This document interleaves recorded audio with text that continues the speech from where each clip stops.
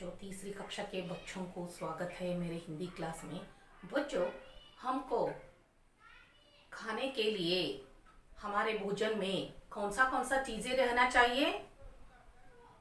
रोटी, चावल, दाल और हरी सब्जियाँ, ये सब रहना चाहिए। ये सब हमको कहाँ से मिलते हैं? आपको पता है ना? हाँ, ये सब किसान से मिलते हैं हमको। किसान ये सब चीज़ों को, अनाज को कहाँ पर उगाता है? ये सब अनाज को खेतों में उगाता है।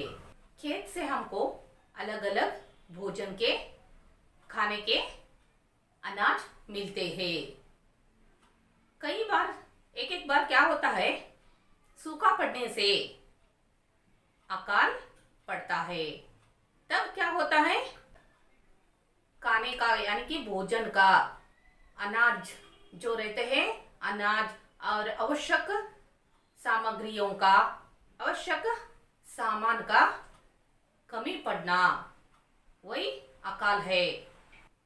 अकाल के समय जनजीवन का स्थिति कैसे रहता है, उसका जीवन स्थिति कैसा रहता है, और अकाल के बाद का जीवन का स्थिति कैसा रहता है, उसके बारे में एक पद्य है।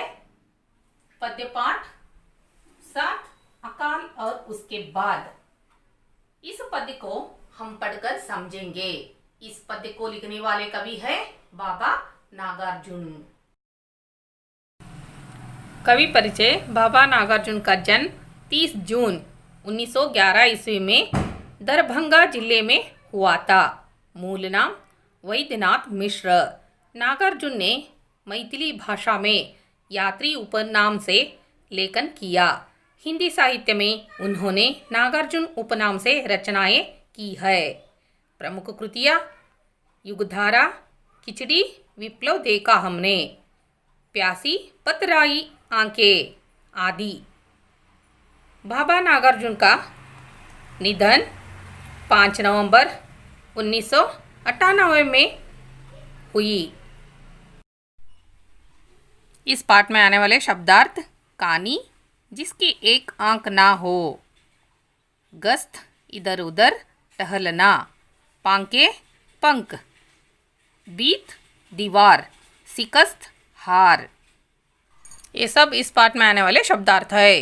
कवि नागार्जुन जी पहला पंक्ति में अकाल के समय लोग कैसे अपना जीवन बिताते हैं, कैसे तकलीफ में जीवन बिताते हैं, जनजीवन का स्थिति गति कैसे रहता है, जनजीवन का स्थिति गति के मार्मिक चित्रण इस पहले पंक्ति में दिए हैं। कहीं दिनों तक चूल्हा रोया, चक्की रही उदास। कहीं दिनों तक कानी कुतिया, सोई उसके पास। कहीं दिनों तक लगी भीत पर चिपकलियों की गस्त। कहीं दिनों तक चूहों की भी हालत रही शिकस्त। कवि कह रहे हैं अकाल के समय कैसा रहता है जीवन। कहीं दिनों तक चूल्हा रोया, इसका मतलब है कहीं दिनों तक चूल्हा जलाया नहीं है। बहुत दिन हुआ है चूल्हा नहीं जलाया, खाना नहीं पकाया है, क्योंकि अकाल के वजह से अकाल पड़ा है। कहीं दिनों तक चूल्हा रोया, इसका अर्थ है कहीं दिनों तक चूल्हा रोया बोले तो बहुत दिन हुआ है चूल्हा जलाया नहीं, यानी कि खाना नहीं पकाया है। गांव में चूल्हा जलाकर ही क्या करते हैं, खाना पकाते हैं। चूल्हे के ऊपर ही खाना पकाते हैं। शहर में क्या करते हैं, गैस का जो स्टोव रहते हैं उसके ऊपर खाना बनाते हैं। और चक्की रही उदास। चक्की का मतलब क्या है? चक्की का मतलब अनाज उसमें डालकर पीसते हैं, आटा मिलता है, उसको चक्की बोलते हैं। गांव में औरत क्या करते हैं, अनाज डालकर चक्की पीसकर ही आटा लेते हैं। कई दिनों तक कानी कुतिया, सोई उसके पास। कानी कुतिया, कानी का मतलब क्या है, एक आंख कुतिया को। वो कुतिया मालिक के पास सोई है, क्योंकि उसको खाना देने के लिए कुछ भी नहीं है।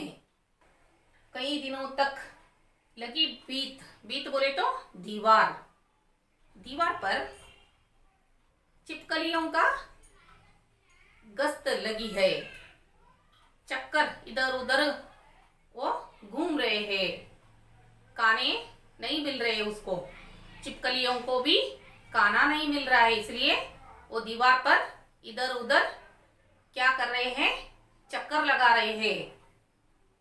कई दिनों तक चूहों की भी हालत रही शिकस्त, कई दिनों तक चूहों को भी खाना नहीं मिला है, उसका भी हालत शिकस्त रहा है। शिकस्त का मतलब हारा हुआ है, भोजन नहीं मिला है उसको भी, इसलिए वो हार कर ऐसे इधर उधर भटक रहा है।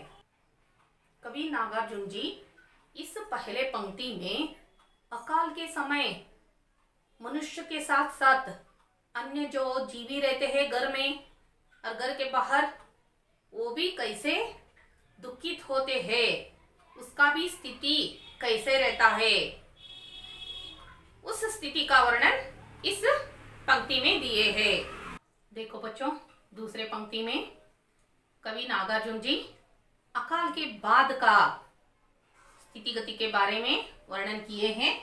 दाने आए घर के अंदर कहीं दिनों के बाद, धुआं उठा आंगन से ऊपर कहीं दिनों के बाद, चमक उठी घर भर की आंखें कहीं दिनों के बाद, कौवे ने कुजलाई पांखें के बाद।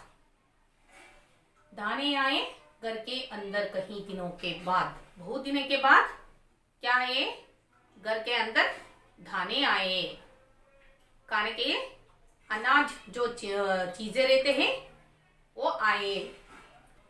धुआं उठा आंगन से ऊपर, इसका मतलब है घर के अंदर खाना पका रहे हैं, चूल्हे पर खाना बनाते समय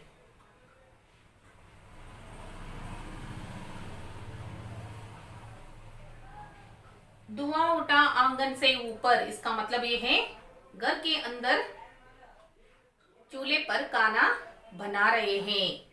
तब क्या होता है, चूल्हे से धुआं उठता है, तब चमक उठी घर भर की आंखें कहीं दिनों के बाद।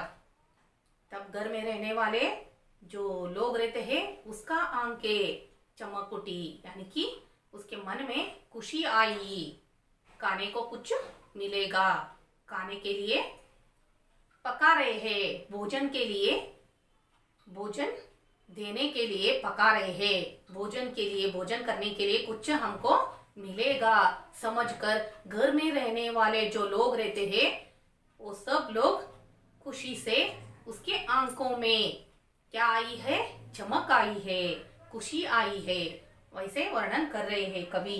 कई दिनों के बाद कवे ने कुजलाई पंखे कहीं दिनों के बाद, और कवे भी क्या करता है, पंख पिसरा कर वो भी खुशी से पुकार रहा है, वो भी खुशी से उड़ रहा है, आवाज दे रहा है। इस पंक्ति में अकाल के बाद का जो जीवन का स्थिति गति रहता है उसके बारे में दूसरा पंक्ति में वर्णन किया है। बच्चों, हमको इस कविता के माध्यम से ये समझ मिलते हैं अकाल के समय लोग कैसे कष्ट नष्ट से जीवन बिताते हैं और मनुष्य के साथ साथ अन्य जीवी भी कैसे मुश्किलों का सामना करके अपना जीवन बिताते हैं। उसका वास्तविक जीवन का स्वरूप, दीनहीन स्थिति का स्वरूप पहला पंक्ति से हमको समझ आते हैं, और दूसरा पंक्ति में अकाल के बाद का जीवन कैसा रहता है, खुशी खुशी से वो जीवन कैसे बिताते हैं, उसके बारे में हमको समझ मिलते हैं।